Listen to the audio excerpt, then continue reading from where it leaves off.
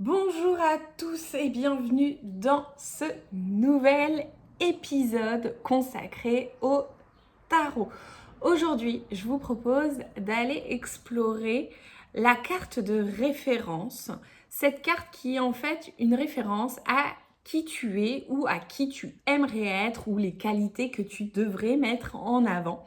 Donc que vous soyez novice ou passionné de longue date par le tarot, cet épisode vous offrira de nouvelles perspectives et de nouvelles connaissances sur le tarot et sur qui vous êtes, tout simplement. Allez, c'est parti, on se lance.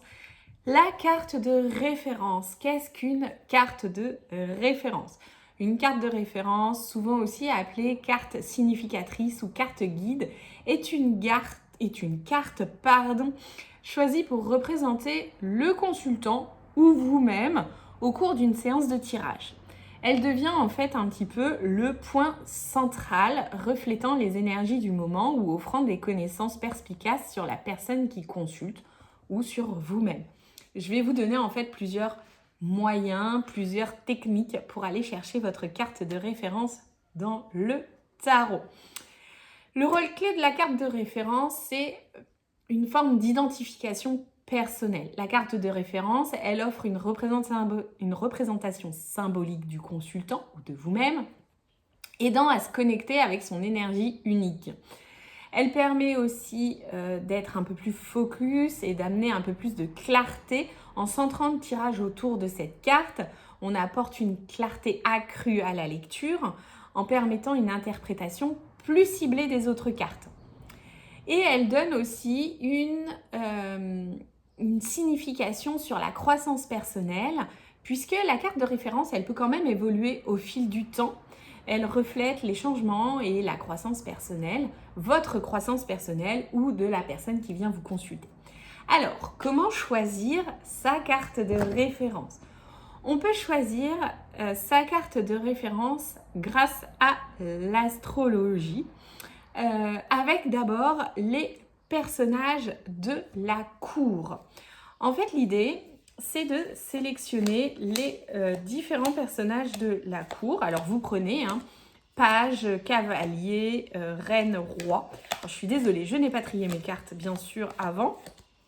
Mais vous prenez vos cartes et en fonction de votre signe astrologique, vous allez déterminer à quel signe, à quel élément vous appartenez. Terre, air, eau, feu, tout comme les suites du tarot en fait. Les bâtons correspondent au feu, les pentacles à la terre, les épées à l'air et les coupes à l'eau. Donc, vous allez sélectionner les personnages de la cour. Les pages et les chevaliers sont une énergie plutôt jeune et les reines et les rois, une énergie plutôt mature. Les pages et les reines, une énergie plutôt féminine et les chevaliers et les rois, une énergie plutôt masculine. Alors, je vous fais un petit topo. Bélier, Lion, Sagittaire sont reliés au feu comme la suite des bâtons. Taureau, Vierge, Capricorne sont reliés à la terre comme les pentacles. Gémeaux, Balance, Verseau sont reliés à l'air comme les épées. Cancer, Scorpion, Poisson sont reliés à l'eau comme la suite des coupes.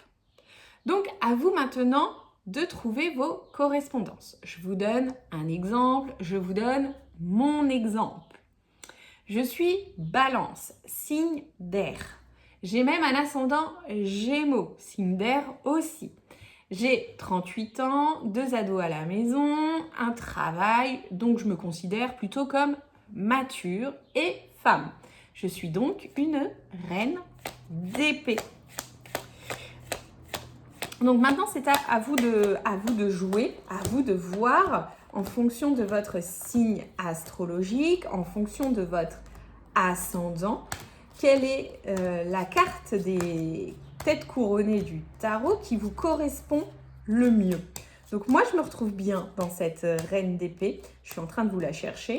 Je me retrouve très très bien dans cette reine d'épée qui est très dans le mental, dans l'analyse, qui va avoir aussi un petit côté tranchant, ça peut être mon côté un peu balance, qui peut avoir une communication assez directe.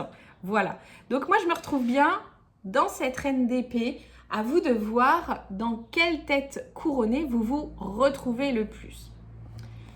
Ensuite, vous pouvez aussi utiliser la numérologie pour attribuer une carte en fonction de votre date de naissance. En numérologie, il existe 2 possibilités pour trouver sa carte de référence avec les arcanes majeurs. La carte du chemin de vie, qui est la somme de votre date de naissance réduite à un nombre entre 1 et 21. Donc, je prends toujours mon exemple. Je suis née un 16 octobre 85, donc j'additionne tous les nombres de ma date de naissance, le 1 plus le 6 plus le 1 plus le 0 plus le 1 plus le 9 plus le 8 plus le 5, ce qui fait 31. 31, c'est 3 plus 1 qui fait 4. Donc, comme je vous l'ai expliqué, on réduit à un nombre en dessous de 21. Donc, pour moi, ma carte de chemin de vie est donc l'arcane de l'empereur, l'arcane 4 du tarot, qui a ce côté très structuré, très organisé, qui est toujours un petit peu un petit peu aussi assez directif, mais qui peut aussi être un peu contrôlant. Je suis en train de vous le chercher encore, hein. J'aurais pu prévoir mes cartes au début de cet épisode. Donc cet arcane majeur de l'empereur, j'arrive, je vous le cherche dans le Light Seer Tarot. Hop, il est là. Il est aussi assez stratégique. Voilà. Il a quand même une idée d'être dans un rôle de leader, donc une personne qui peut être facilement à son compte, entrepreneur, etc. Voilà donc pour moi cet arcane de l'empereur. Donc vous additionnez là pour le coup tous les chiffres de votre date de naissance que vous réduisez à moins de 21. Ensuite, il y a la carte de votre année personnelle en numérologie. Donc, qui est en fait la somme de votre jour et de votre mois de naissance avec l'année en cours.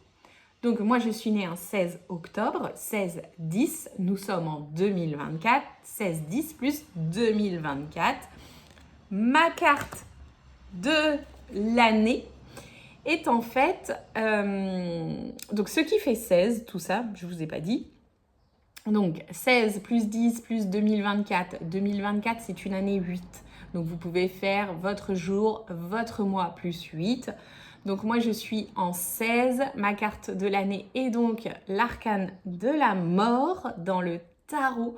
Donc c'est une année pour moi de transformation, de changement, de modification, certainement de croyances, de portes fermées, d'autres qui s'ouvrent pour aller vers un renouveau, vers un changement. Il y a une petite mort personnelle qui peut se créer sur mon année 2024. Voilà en numérologie comment vous pouvez aller chercher vos cartes de référence dans le tarot. Ensuite, il y a bien sûr la possibilité de se fier pleinement à son intuition. C'est-à-dire que vous allez regarder vos cartes et vous allez prendre celles qui vous parlent le plus, que ce soit dans les arcanes majeurs ou dans les personnages de la cour. Là, on ne va pas vraiment se concentrer sur les arcanes mineurs. Donc, est-ce que vous vous sentez plus reine de bâton que reine d'épée? C'est tout à fait possible à l'instant T. Est-ce que vous vous retrouvez plutôt dans la carte de la grande prêtresse, qui est souvent le cas quand on est dans l'apprentissage du tarot? Voilà. À vous d'aller à la recherche instinctive, intuitive de votre carte, de celle qui vous correspond, de celle qui vous ressemble aujourd'hui, à l'instant T, et d'aller voir un petit peu ce qu'elle dit de vous, en fait. C'est cette idée-là, ce qu'elle dit de vous ou ce qu'elle dit du consultant, de la personne que vous recevez en consultation. Interprétez votre carte de référence. Donc, vous pouvez la placer en carte centrale de votre tirage et vous savez que votre tirage va en fait tourner autour de cette carte. Vous allez pouvoir aller voir comment votre carte de référence, imaginons que moi je reste sur ma reine d'épée, que je fais un tirage qui me concerne, cette reine d'épée, qui est-ce qu'elle regarde, avec qui elle interagit sur mon tirage, et aussi j'aime noter cette carte de référence pour voir aussi la progression dans le temps, l'évolution qui se fait dans le temps. Par exemple, ma carte de chemin de vie, c'est la carte de l'empereur. Je sais que toute ma vie va se dessiner autour de cette carte de l'empereur, mais chaque année, j'ai une carte de mon année personnelle. Et donc, comment là, pour moi, cette année 2024, l'empereur et la mort vont pouvoir travailler ensemble en fait, évoluer ensemble. Donc voilà, la carte de référence, c'est une clé qui peut être très puissante pour vous ouvrir des portes de connaissance de soi à travers le tarot, que vous la choisissiez avec intention, que vous la laissiez vous guider pour explorer de nouvelles profondeurs de votre propre histoire. En tout cas, je vous souhaite de découvrir votre carte de référence. N'hésitez pas à venir me dire en commentaire quelles sont les cartes, ce qu'elles ont à vous dire, de quoi elles vous parlent. S'il y a quelque chose que vous n'avez pas compris, laissez-moi un commentaire, que ce soit sur YouTube ou votre plateforme de podcast. N'hésitez pas à mettre un j'aime aussi, mettre 5 étoiles. Et puis, on se retrouve mercredi prochain pour un nouvel épisode, une nouvelle vidéo. Bye, à bientôt.